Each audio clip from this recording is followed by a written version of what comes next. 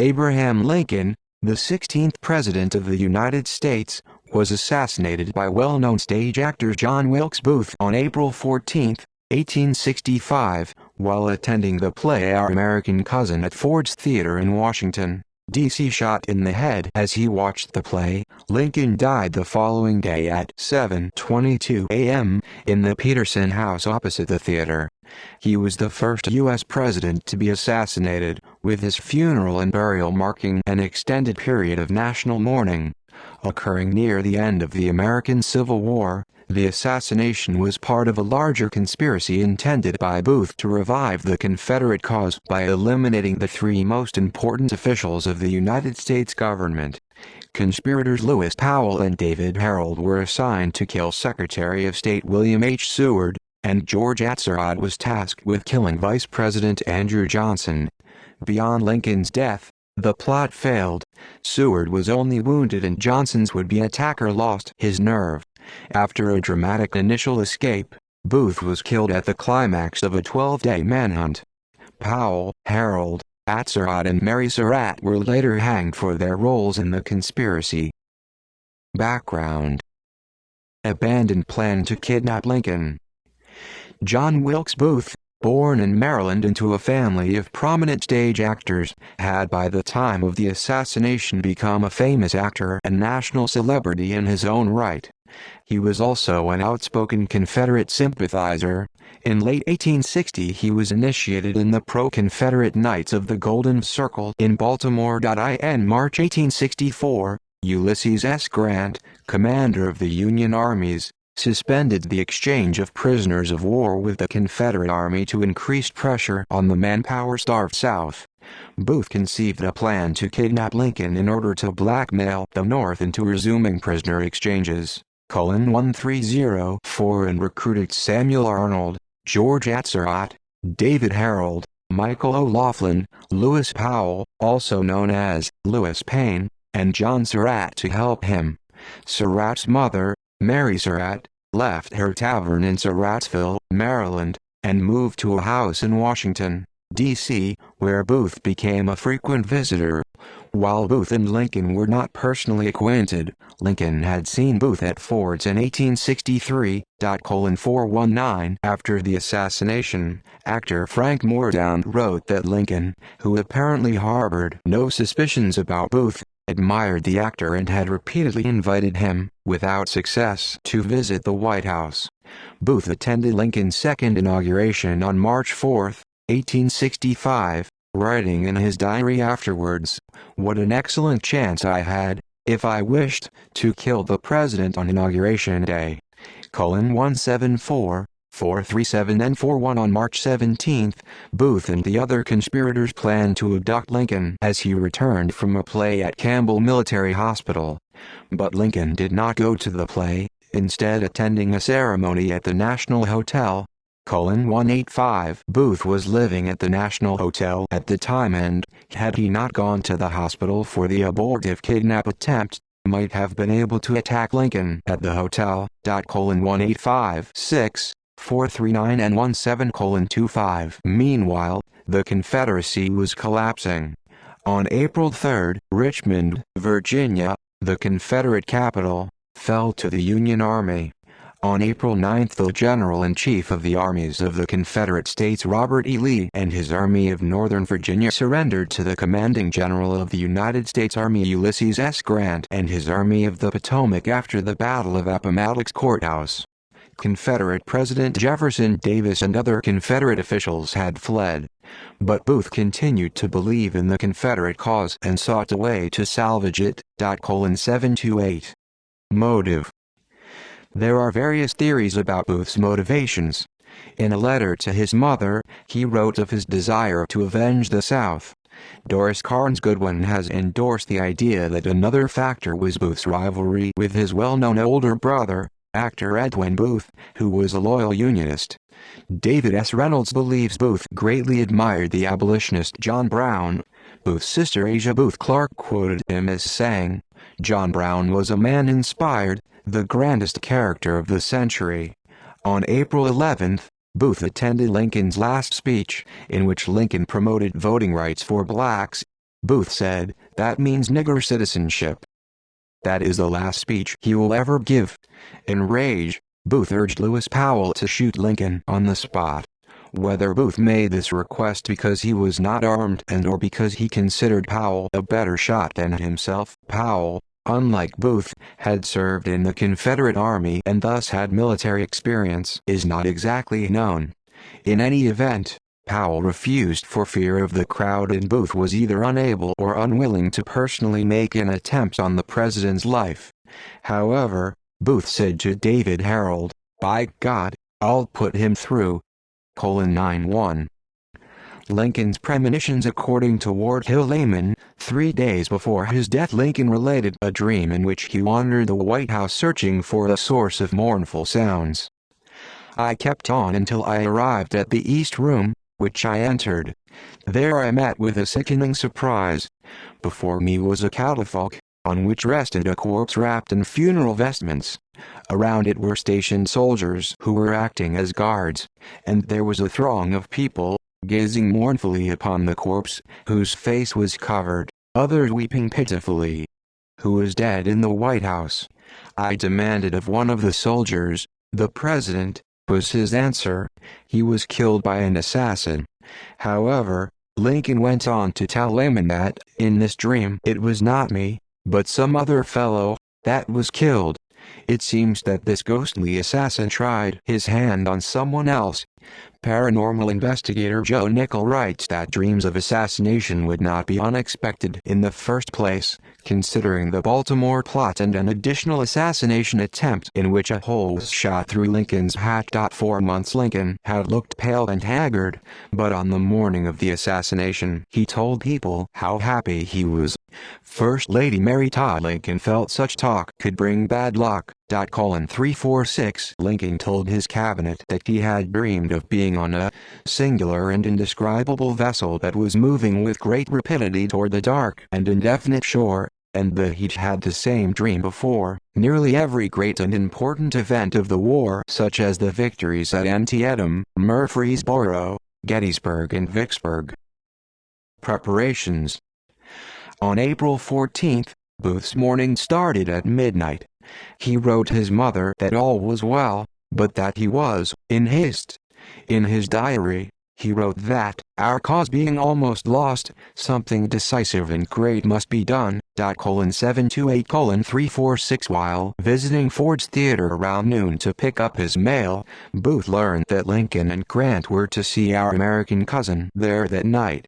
This provided him with an especially good opportunity to attack Lincoln since, having performed there several times, he knew the theater's layout and was familiar to its staff. 1-2:1089 He went to Mary Surratt's boarding house in Washington, D.C., and asked her to deliver a package to her tavern in Surrattsville, Maryland.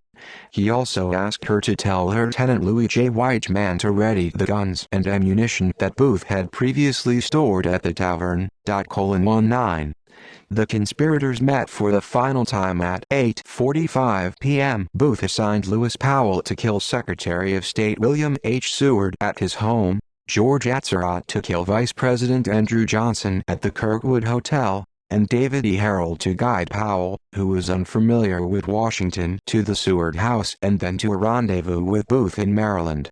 John Wilkes Booth was the only well-known member of the conspiracy. It is likely he reasonably, but ultimately incorrectly, assumed that the entrance of the presidential box would be guarded and that he would be the only plotter with a plausible chance of gaining access to the president, or at least to gain entry to the box without being searched for weapons first. Booth planned to shoot Lincoln at point-blank range with his single-shot Derringer, and then stab Grant at Ford's Theater. They were all to strike simultaneously shortly after 10 o'clock. 112 Surat tried to withdraw from the plot, which to this point had involved only kidnapping, not murder, but Booth pressured him to continue. 212 Assassination of Lincoln. Lincoln arrives at the theater despite what Booth had heard earlier in the day. Grant and his wife, Julia Grant had declined to accompany the Lincolns, as Mary Lincoln and Julia Grant were not on good terms. 4 or 5 others in succession also declined the Lincolns' invitation, until finally Major Henry Rathbone and his fiancée Clara Harris, daughter of New York Senator R. Harris, accepted. 3-2 At one point Mary Lincoln developed a headache and was inclined to stay home, but Lincoln told her he must attend because newspapers had announced that he would. Lincoln's footman, William H. Crook, advised him not to go, but Lincoln said he had promised his wife. Lincoln told Speaker of the House Schuyler Colfax, "I suppose it's time to go, though I would rather stay," before assisting Mary into the carriage. The presidential party arrived late and settled into their box, 2 adjoining boxes with a dividing partition removed. The play was interrupted and the orchestra played "Hail to the Chief" as the full house of some 1,700 rose in applause. Lincoln sat in a rocking chair that had been selected for him from among the Ford family's personal furnishings. The cast modified a line of the play in honor of Lincoln. When the heroine asked for a seat protected from the draft, the reply, scripted as, "Well, you're not the only one that wants to escape the draft," was delivered instead as, "The draft has already been stopped by order of the President." A member of the audience observed that Mary Lincoln often called her husband's attention to aspects of the action on stage, and seemed to take great pleasure in witnessing his enjoyment. At one point Mary Lincoln whispered to Lincoln, who was holding her hand, "What will Miss Harris think of my hanging on to you so?" Lincoln replied, "She won't think anything about it." 3-9 In following years these words were traditionally considered Lincoln's last, though N.W. Minor, a family friend, claimed in 1882 that Mary Lincoln told him that Lincoln's last words expressed a wish to visit Jerusalem. Booth shoots Lincoln. With Crook off duty and Ward Hill Layman away, policeman John Frederick Parker was assigned to guard the president's box. At intermission he went to a nearby tavern along with Lincoln's valet, Charles Forbes, and coachman Francis Burke. It was also the same tavern Booth was waiting by, having several drinks to prepare his time. It is unclear whether he returned to the theater, but he was certainly not at his post when Booth entered the box. In any event, there is no certainty that entry would have been denied to a celebrity such as Booth, and the fact that Booth had prepared a brace to bar the door after entering the box indicates he was expecting a guard. After spending time at the saloon, Booth entered Ford's Theater one last time at about 10:10 p.m., this time, through the front entrance of the theater. He passed through the dress circle and went to the door that led to the presidential box, after showing Charles Forbes his calling card. Navy Surgeon George Brainerd Todd saw Booth arrive. About 10:25 p.m., a man came in and walked slowly along the side on which the prize box was, and I heard a man say, "There's Booth," and I turned my head to look at him. He was still walking very slow and was near the box door when he stopped, took a card from his pocket, wrote something on it, and gave it to the usher, who took it to the box. In a minute the door was opened and he walked in. Once inside the hallway, Booth barricaded the door by wedging a stick between it and the wall. From here, a second door led to Lincoln's box. There is evidence that, earlier in the day, Booth had bored a peephole in the second door, though this is not certain. Booth knew the play by heart and waited to time his shot at about 10:15 p.m., with the laughter at one of the hilarious lines of the play, delivered by actor Harry Hawk. "Well, I guess I know enough to turn you inside out, old gal, you sockdologizing old man trap." Lincoln was laughing at this line when Booth opened the door, stepped forward, and shot Lincoln from behind with a derringer. The bullet entered Lincoln's skull behind his left ear, passed through his brain, and came to rest near the front of the skull after fracturing both orbital plates. Lincoln slumped over in his chair and then fell backward. Rathbone turned to see Booth standing in gun smoke less than 4 feet behind Lincoln. Booth shouted a word that Rathbone thought sounded like "freedom." Booth escapes. Rathbone jumped from his seat and struggled with Booth, who dropped the pistol and drew a knife, with which he stabbed Rathbone in the left forearm. Rathbone again grabbed at Booth as Booth prepared to jump from the box to the stage, a 12-foot drop. Booth's riding spur became entangled on the Treasury flag decorating the box, and he landed awkwardly on his left foot. As he began crossing the stage, many in the audience thought he was part of the play. Booth held his bloody knife over his head, and yelled something to the audience. While it is traditionally held that Booth shouted the Virginia state motto, "Sic semper tyrannis," thus always to tyrants, either from the box or from the stage. Witness accounts conflict. 739 Most recalled hearing "Sic semper tyrannis," but others, including Booth himself, said he yelled only "Sic semper." Some did not recall Booth saying anything in Latin. There is similar uncertainty about what Booth shouted next. In English, either "The South is avenged," 48 Revenge for the South, or "The South shall be free." Two witnesses remembered Booth's words as, "I have done it." Immediately after Booth landed on the stage, Major Joseph B. Seward climbed over the orchestra pit and footlights, and pursued Booth across the stage. The screams of Mary Lincoln and Clara Harris, and Rathbone's cries of, "Stop that man!" 49 prompted others to join the chase as pandemonium broke out. Booth ran across the stage and exited through a side door, en route stabbing orchestra leader William Withers, Jr. He had left a horse in the alleyway. As he leapt into the saddle, Booth pushed away Joseph Burroughs, who had been holding the horse, striking Burroughs with the handle of his knife. Death of Lincoln. Charles Lyell, a young army surgeon, pushed through the crowd to the door of Lincoln's box, but could not open it until Rathbone, inside, noticed and removed the wooden brace with which Booth had jammed the door shut. 120 Lee found Lincoln seated with his head leaning to his right as Mary held him and sobbed.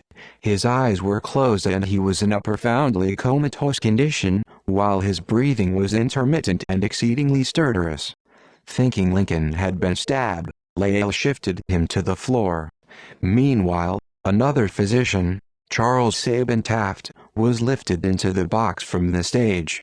After bystander William Canton Lyell cut away Lincoln's collar while unbuttoning Lincoln's coat and shirt and found no stab wound, Lyell located the gunshot wound behind the left ear.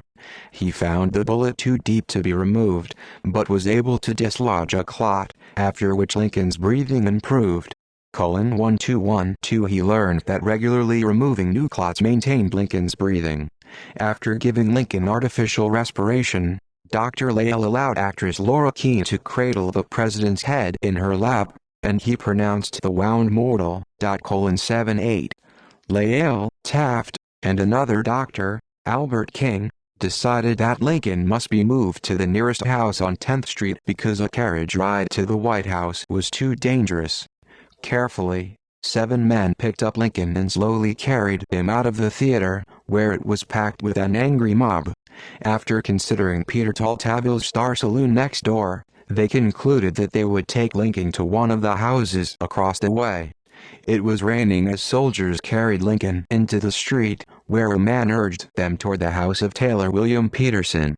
In Peterson's first-floor bedroom, the exceptionally tall Lincoln was laid diagonally on his small bed. 1234 After clearing everyone out of the room, including Mrs. Lincoln, the doctors cut away Lincoln's clothes but discovered no other wounds. Finding that Lincoln was cold, they applied hot water bottles and mustard plasters while covering his cold body with blankets. Later, more physicians arrived. Surgeon General Joseph K. Barnes, Charles Henry Crane, Anderson Ruffin Abbott, and Robert K. Stone, Lincoln's personal physician. All agreed Lincoln could not survive. Barnes probed the wound, locating the bullet and some bone fragments. Throughout the night, as the hemorrhage continued, they removed blood clots to relieve pressure on the brain, and Lyell held the comatose president's hand with a firm grip, to let him know that he was in touch with humanity and had a friend. 1. Lincoln's older son Robert Todd Lincoln arrived at about 11 p.m., but 12-year-old Tad Lincoln, who was watching a play of Aladdin at Grover's Theater when he learned of his father's assassination at Ford's Theater, was kept away. Secretary of the Navy Gideon Welles and Secretary of War Edwin M. Stanton arrived. Stanton insisted that the sobbing Mary Lincoln leave the sick room. Then for the rest of the night, he essentially ran the United States government from the House, including directing the hunt for Booth and the other conspirators. 127 8 guards kept the public away, but numerous officials and physicians were admitted to pay their respects. Initially, Lincoln's features were common, his breathing slow and steady. Later, one of his eyes became swollen and the right side of his face discolored. Monsell Brad Hersefield wrote in a letter to the New York Times that the president then started breathing regularly, but with effort, and did not seem to be struggling or suffering. As he neared death, Lincoln's appearance became perfectly natural, except for the discoloration around his eyes. Shortly before 7 a.m. Mary was allowed to return to Lincoln's side, and, as Dixon reported, she again seated herself by the president, kissing him and calling him every endearing name. Lincoln died at 7:22 a.m. on April 15. Mary Lincoln was not present. In his last moments, Lincoln's face became calm and his breathing quieter. Field wrote there was no apparent suffering, no convulsive action, no rattling of the throat, only a mere cessation of breathing. According to Lincoln's secretary John Hay, at the moment of Lincoln's death, a look of unspeakable peace came upon his worn features. The assembly knelt for a prayer, after which Stanton said either, "Now he belongs to the ages," or, "Now he belongs to the angels." 1340 Lincoln's death, Vice President Johnson became the 17th president, and was sworn in by Chief Justice Salmon Chase between 10 and 11 a.m. Powell attacks Seward. Booth had assigned Lewis Powell to kill Secretary of State William H. Seward. On the night of the assassination, Seward was at his home in Lafayette Park, confined to bed and recovering from injuries sustained April 5 from being thrown from his carriage. Harold guided Powell to Seward's house. Powell carried an 1858 Whitney revolver, a large, heavy and popular gun during the Civil War, and a Bowie knife. William Bell, Seward's maitre d', answered the door when Powell knocked. 10:10 p.m., as Booth made his way to the presidential box at Ford's Theater. Powell told Bell that he had medicine from Seward's physician, and that his instructions were to personally show Seward how to take it. Overcoming Bell's skepticism, Powell made his way up the stairs to Seward's third-floor bedroom. 54:736 At the top of the staircase, he was stopped by Seward's son, Assistant Secretary of State Frederick W. Seward, to whom he repeated the medicine story. Frederick, suspicious, said his father was asleep. Hearing voices, Seward's daughter Fanny emerged from Seward's room and said, "Fred, father is awake now," thus revealing to Powell where Seward was. Powell turned as if to start downstairs, but suddenly turned again and drew his revolver. He aimed at Frederick's forehead and pulled the trigger, but the gun misfired, so he bludgeoned Frederick unconscious with it. Bell, yelling "Murder! Murder!" ran outside for help. Fanny opened the door again and Powell shoved past her to Seward's bed. He stabbed at Seward's face and neck, slicing open his cheek. 58 But the splint doctors had fitted to Seward's broken jaw, often mistakenly described as a neck brace, prevented the blade from penetrating his jugular vein. 737 He eventually recovered, though with serious scars on his face. Seward's son Augustus and Sergeant George F. Robinson, a soldier assigned to Seward, were alerted by Fanny's screams and received stab wounds in struggling with Powell. As Augustus went for a pistol, Powell ran downstairs toward the door. 275 where he encountered Emmerich Hansel, a State Department messenger. Powell stabbed Hansel in the back, then ran outside exclaiming, "I'm mad! I'm mad!" Screams from the house had frightened Harold. who ran off, leaving Powell to find his own way in an unfamiliar city. 59. Surat fails to attack Johnson. Booth had assigned George Surat to kill Vice President Andrew Johnson, who was staying at the Kirkwood House in Washington. Surat was to go to Johnson's room at 10:15 p.m. and shoot him. 735. On April 14, Surat rented the room directly above Johnson's. The next day he arrived there at the appointed time and, carrying a gun and knife, went to the bar downstairs, where he asked the bartender about Johnson's character and behavior. He eventually became drunk and wandered off through the streets, tossing his knife away at some point. He made his way to the Pennsylvania House Hotel by 2 a.m., where he obtained a room and went to sleep. 1667 335. Earlier in the day, Booth had stopped by the Kirkwood House and left a note for Johnson.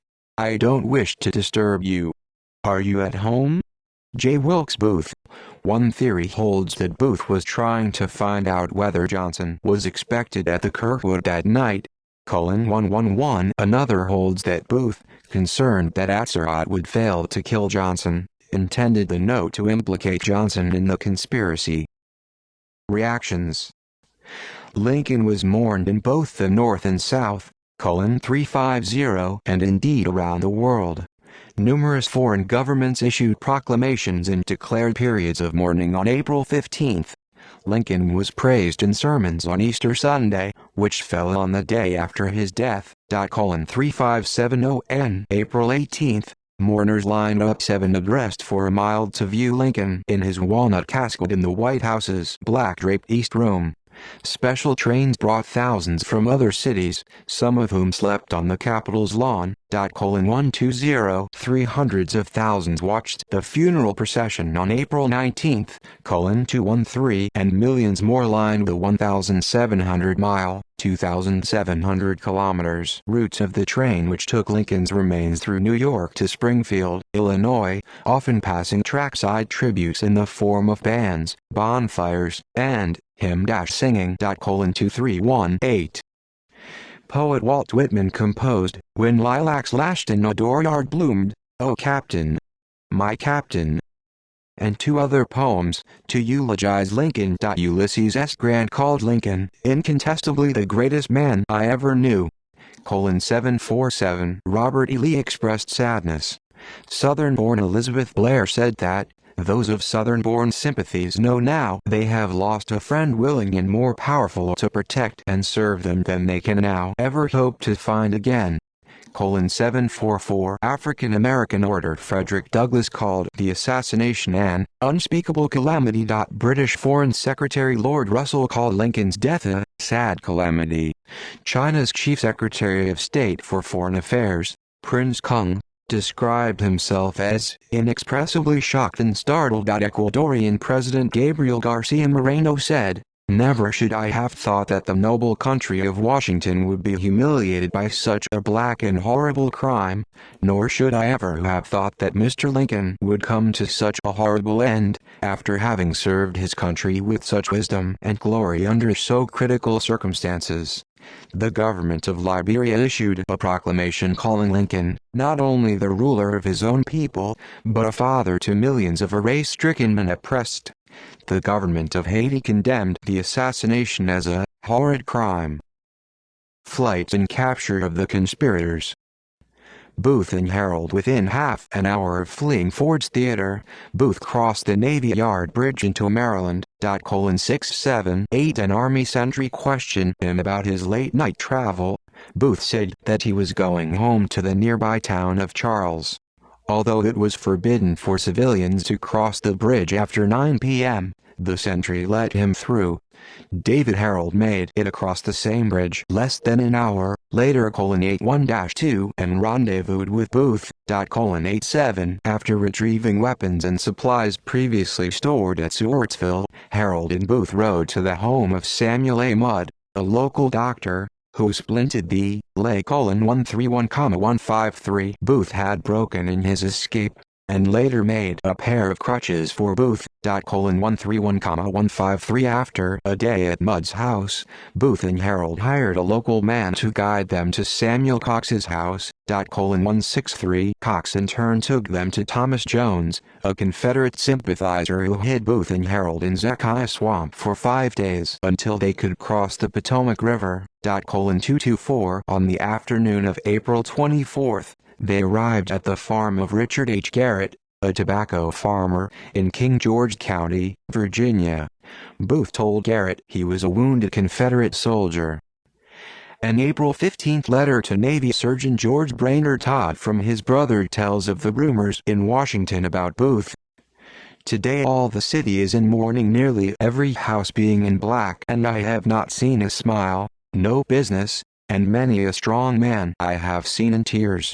Some reports say Booth is a prisoner, others that he has made his escape, but from orders received here, I believe he is taken, and during the night will be put on a monitor for safekeeping, as a mob once raised now would know no end. The hunt for the conspirators quickly became the largest in U.S. history, involving thousands of federal troops and countless civilians. Edwin M. Stanton personally directed the operation, authorizing rewards of $50,000, equivalent to $800,000 in 2019, for Booth and $25,000 each for Harold and John Surat. Booth and Harold were sleeping at Garrett's farm on April 26 when soldiers from the 16th New York Cavalry arrived and surrounded the barn, then threatened to set fire to it. Harold surrendered, but Booth cried out, "I will not be taken alive." 326 The soldiers set fire to the barn. 331 and Booth scrambled for the back door with a rifle and pistol. Sergeant Boston Corbett crept up behind the barn and shot Booth in the back of the head about an inch below the spot where Booth's shot had entered the head of Mr. Lincoln, severing his spinal cord. 335 Booth was carried out onto the steps of the barn. A soldier poured water into his mouth, which he spat out, unable to swallow. Booth told the soldier, "Tell my mother I die for my country." Unable to move his limbs, he asked a soldier to lift his hands before his face and whispered his last words as he gazed at them, "Useless, useless." He died on the porch of the Garrett farm 2 hours later. 336 40 Corbett was initially arrested for disobeying orders, but was later released and was largely considered a hero by the media and the public. 228 Others. Without Harold to guide him, Powell did not find his way back to the Surat house until April 17. He told detectives waiting there that he was a ditch digger hired by Mary Surat, but she denied knowing him. Both were arrested. 174-9 George Surat hid at his cousin's farm in Germantown, Maryland, about 25 miles, 40 kilometers northwest of Washington, where he was arrested April 20. 169 The remaining conspirators were arrested by month's end, except for John Surat, who fled to Quebec where he was hidden by Roman Catholic priests. In September, he boarded a ship to Liverpool, England, staying in the Catholic Church of the Holy Cross there. From there, he moved furtively through Europe until joining the Pontifical Zouaves in the Papal States. A friend from his school days recognized him there in early 1866 and alerted the U.S. government. Surat was arrested by the papal authorities but managed to escape under suspicious circumstances. He was finally captured by an agent of the United States in Egypt in November 1866. Conspirators' trial and execution. Scores of persons were arrested, including many tangential associates of the conspirators and anyone having had even the slightest contact with Booth or Harold during their flight. These included Louis J. Weichman, a boarder in Mrs. Surat's house, Booth's brother Junius, in Cincinnati at the time of the assassination, theater owner John T. Ford, James Pumphrey, from whom Booth hired his horse, John M. Lloyd, the innkeeper who rented Mrs. Surat's Maryland tavern and gave Booth and Harold weapons and supplies the night of April 14, and Samuel Cox and Thomas A. Jones, who helped Booth and Harold cross the Potomac. 1868 all were eventually released, except 188. The accused were tried by a military tribunal ordered by Johnson, who had succeeded to the presidency on Lincoln's death. The prosecution was led by U.S. Army Judge Advocate General Joseph Holt, assisted by Congressman John A. Bingham and Major Henry Lawrence Burnett. The use of a military tribunal provoked criticism from Edward Bates and Gideon Welles, who believed that a civil court should have presided, but Attorney General James Speed pointed to the military nature of the conspiracy and the facts that the defendants acted as enemy combatants and that martial law was in force at the time in the District of Columbia. In 1866, in Ex parte Milligan, the United States Supreme Court banned the use of military tribunals in places where civil courts were operational. 213 For only a simple majority of the jury was required for a guilty verdict, and a two-thirds for a death sentence. There was no route for appeal other than to President Johnson. 2223 The 7-week trial included the testimony of 366 witnesses. All of the defendants were found guilty on June 30. Mary Surat, Lewis Powell, David Harold, and George Atzerodt were sentenced to death by hanging. Samuel Mudd, Samuel Arnold, and Michael O'Laughlin were sentenced to life in prison. Edmund Spangler was sentenced to 6 years. After sentencing Mary Surat to hang, 5 jurors signed a letter recommending clemency, but Johnson refused to stop the execution. He later claimed he never saw the letter. 227 Mary Surat, Powell, Harold, and Atzerodt were hanged in the Old Arsenal Penitentiary on July 7. 362,365 Mary Surat was the first woman executed by the United States government. O'Laughlin died in prison in 1867.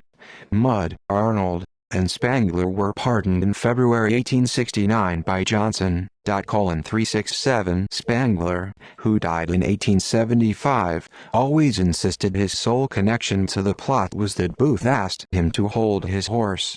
John Surat stood trial in Washington in 1867. 4 residents of Elmira, New York, 27:125, 132, 136-7, 112-5 claimed they had seen him there between April 13 and 15. 15 others said they either saw him, or someone who resembled him, in Washington, or traveling to or from Washington on the day of the assassination. The jury could not reach a verdict and John Surat was released. 178:132-3, 138-227. See also: Notes. References. Further reading: Hodes, Martha. Morning Lincoln, Yale University Press, 2015, 396 pages. King, Benjamin. A Bullet for Lincoln, Pelican Publishing, 1993. ISBN 0-88289-927-9. Latimer, John. Kennedy and Lincoln, Medical and Ballistic Comparisons of Their Assassinations. Harcourt Brace Jovanovich, New York. 1980. ISBN 978-0-15152281-1. Includes description and pictures of Seward's jaw splint, not a neck brace. Steers Jr., Edward, and Holzer, Harold, eds. The Lincoln Assassination Conspirators. Their Confinement and Execution, as recorded in the Letter Book of John Frederick Hartranft. Louisiana State University Press, 2009. ISBN 978-0-8071-3396-5. Donald E. Wilkes, Jr., Lincoln Assassinated. Lincoln Assassinated. Part 2. Bagehot, Walter, ed. April 29, 1865. The Assassination of Mr. Lincoln. The Economist. XX3 1, 131. External links: Abraham Lincoln's Physician's Observation and Postmortem Reports. Original documentation: Chappell Manuscript Foundation. First Responder Dr. Charles Lale Eyewitness Report of Assassination. Lincoln Papers. Lincoln Assassination, Introduction. Original documents online. Lincoln Assassination Papers, April 14, 1865. Ford's Theater ticket. Ford's Theater. National Historic Site. Abraham Lincoln's Assassination. Abraham Lincoln. A resource guide from the Library of Congress. Lincoln Conspiracy Photograph Album at George Eastman Museum. The Men Who Killed Lincoln. Slideshow by Life magazine. Various articles on the conspirators in Lincoln Assassination myths. Dr. Samuel A. Mudd Research Site. The official transcript of the trial, as recorded by Ben Pittman and several assistants. Originally published in 1865 by the United States Army Military Commission. Hanging the Lincoln Conspirators. Detailed analysis and review of historic 1865 photograph.